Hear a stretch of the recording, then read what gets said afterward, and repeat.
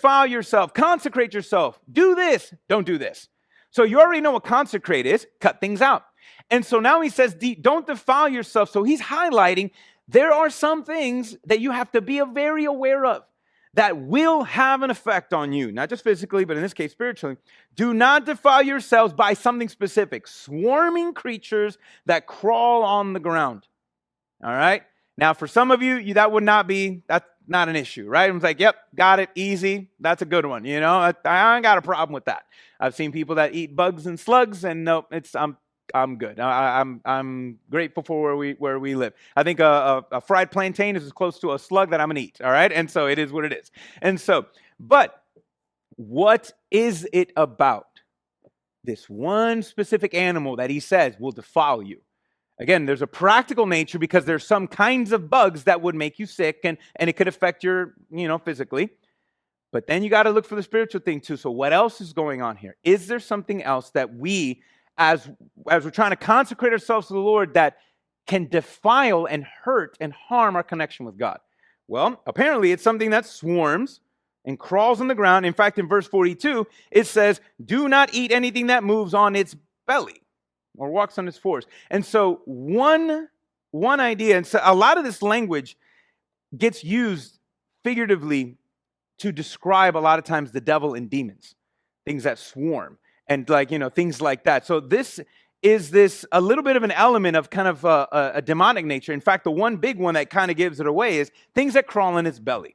Now, if you fast, I'm going to rewind a little bit. I don't think I have it on for you, Carlos. It's Genesis. If not, I'm going to read it to you guys quickly. Genesis chapter 3. All right. We know something happened. Adam and Eve, something got introduced to their diet, and it kind of made a big deal, right? And so something happened. And so they ate something, which was, the sin was not so much in the eating, it was defiling God, it was it was not trusting the Lord, all right? Eve was deceived and she wanted to be him, and then Adam was not deceived. He was just flat out disobedient. And so, but something was introduced to their diet that affected them, and they began to die.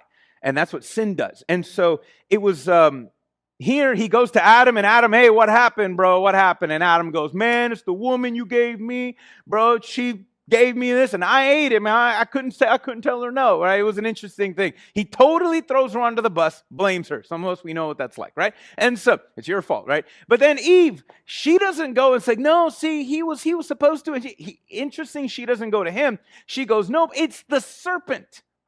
This serpent, which was the devil, he deceived me. Which was true. He deceived me. And you notice when you read on chapter 3, he does not go in chapter 3, 15? Yeah, 14. He does not go to the serpent and say, all right, what's your story? What's your story? So what happened?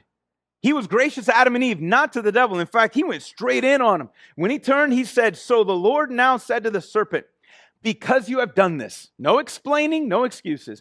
Because you have done this, you are cursed more than any livestock and more than any wild animal. You will move on your belly and eat dust all the days of your life.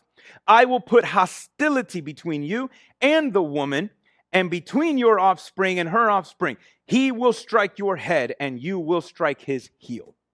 Now, that right there, so we already see here. Now, there's an interesting debate on, did the snake have feet before, and now it got cursed, and I don't know. But what we focus on is this. Interesting descriptions. How does God describe the devil from here on out? He is one who will crawl on his belly and eat dust. What is he talking about? Those two things, guys. See, the thing about crawling in one's belly, in this case, it is a form of utter humiliation. It is degrading someone. All right, again, think of, and when we've seen this in history, where sometimes somebody, they would take a person and tie them to a horse and just drag them all throughout the streets, right? That's an element of humiliation here. I mean, this person is on their belly and he has to stay there.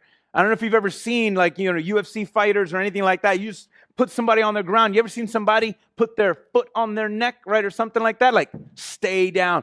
That is a form of defeat and humiliation. And in fact, so is the dust thing, by the way. And so the dust is also a reminder, because eating dust, obviously snakes don't eat dust, but because they're so low to the ground, it kind of goes in their face.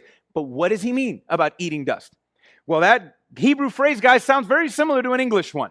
And in fact, it's a part of a popular song. You wanna play a game? All right, let's go. Finish the lyric for me. Dum, dum, dum. Another one.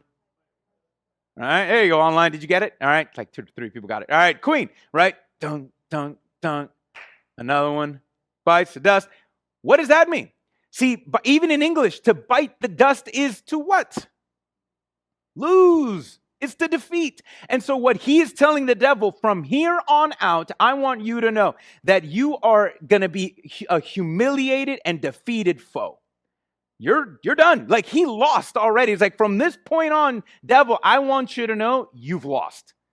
That's the declaration. You have won nothing. I mean, you would think the devil was like at his high point here. I was like, whoo, let's go. I got him. There was only 2 of them. Pow, pow, picked them off. 1 bird, it was 2 birds with 1 apple. Well, no, that's not an apple. 2 birds, 1 fruit, right? I got them. Got them both. Nah.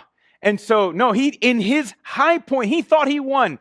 He was like, oh, devil, just so you know, you just walked, you've lost. You so lost. You don't even know it. In fact, I want you to know the whole hostility between you and humanity. In fact, that would be you between the seed, singular seed. And this actually, what you just heard in Genesis, was the first declaration of the gospel. And he says, it is the seed that will crush your head and you will only strike his heel. All right, that is speaking of Jesus. And guys, why can the serpent only strike the heel? Where is he? What's his position?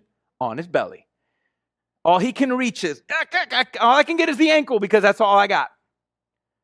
But where is that ankle? What is the ankle? Is connected to the foot. Where is that foot?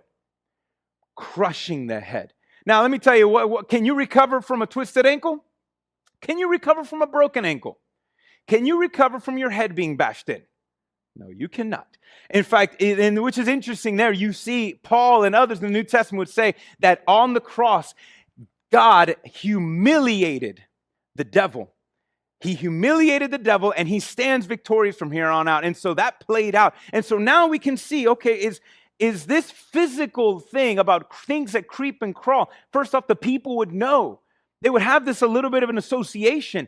Because now, in the same way that I told you, every time they would eat food, their choice of eating food was a reminder, Lord, I choose you. But then to not eat a specific thing is to remember the last time someone heard and they put their faith in why is these things crawling? Why is this crawls on its belly? It's a call back to an unfaithful diet. You see what I'm saying? It's calling back to unfaithful diet of a lie.